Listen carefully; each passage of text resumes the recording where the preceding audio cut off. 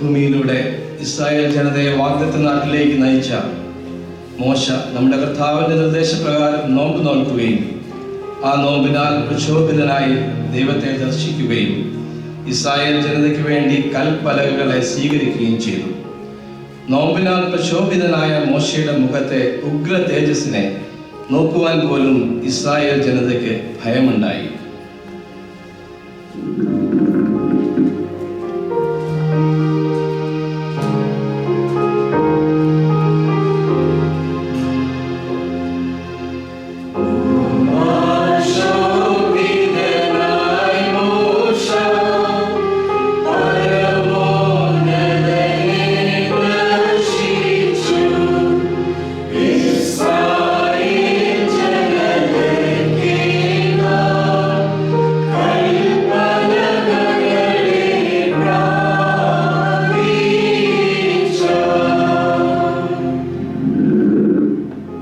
മോശയും ഏലിയായും 40 നാൾ നോമ്പേറ്റു. നമ്മുടെ കർത്താവ് നോറ്റു, ആകൽക്കർസായെ ജയിച്ചു. നമ്മുടെ കർത്താവിൻ്റെ പാപപരിഹാരപ്രദമായ തിരുശരീരവും തിരുരക്തവും സ്വീകരിക്കുന്ന ആ രാജാക്കന്മാരുടെ രാജാവ് എഴുന്നള്ളുന്ന വായുകളിലൂടെ അഹിതമായത് സംസാരിക്കുവാൻ നമുക്കിടയാകരുതേ എന്ന് പ്രാർത്ഥിക്കാം.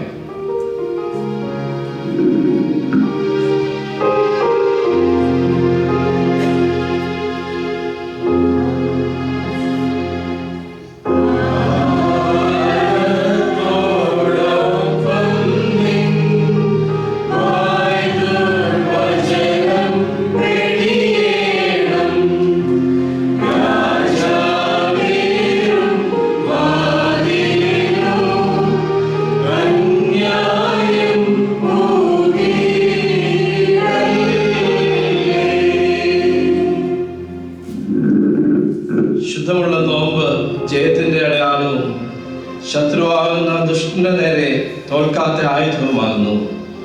പരിശുദ്ധ നോമ്പ് ഞങ്ങൾക്ക് ശിക്ഷയ്ക്കോ പ്രതികാരത്തിനുമായി തീരാതെ അനുഗ്രഹത്തിനും നന്മയ്ക്കുമായി തീരുവാൻ, ഞങ്ങളുടെ അധരങ്ങളെ നിയന്ത്രിക്കുവാൻ നീ ഞങ്ങൾക്ക് കൃപയരുളണമേ.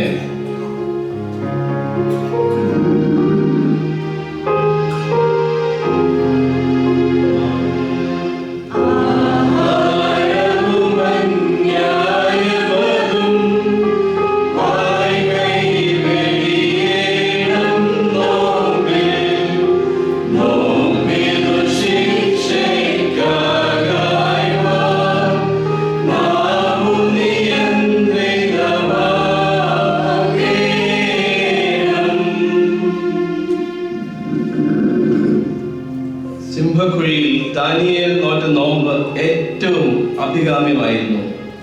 ആ നോമ്പിൻ്റെയും വ്രതാനുഷ്ഠാനത്തിൻ്റെയും കാഠിന്യ നിമിത്തം സ്വതന്ത്ര ഇച്ഛാശക്തിയില്ലാതിരുന്ന ആ സിംഹങ്ങൾ പോലും ധാർമ്മികനായ ദാനിയേലിനൊപ്പം നോമ്പ് നോൽക്കുകയും നമ്മുടെ കർത്താവ് ദാനിയേലിനെ അത്ഭുതകരമായി വിടുവിക്കുകയും ചെയ്തു.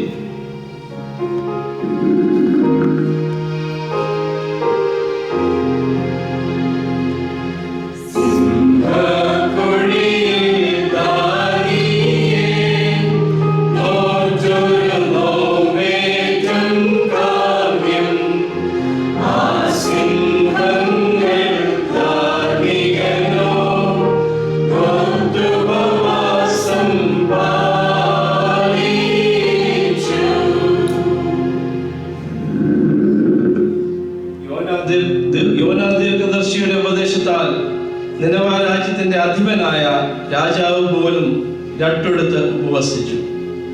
ആ ഉപവാസത്തിന്റെയും പ്രാർത്ഥനയുടെയും ഫലമായി ദൈവത്തിന്റെ ഉഗ്രകോപം നിനവാ രാജ്യത്ത് നിന്ന് നീങ്ങിപ്പോയി.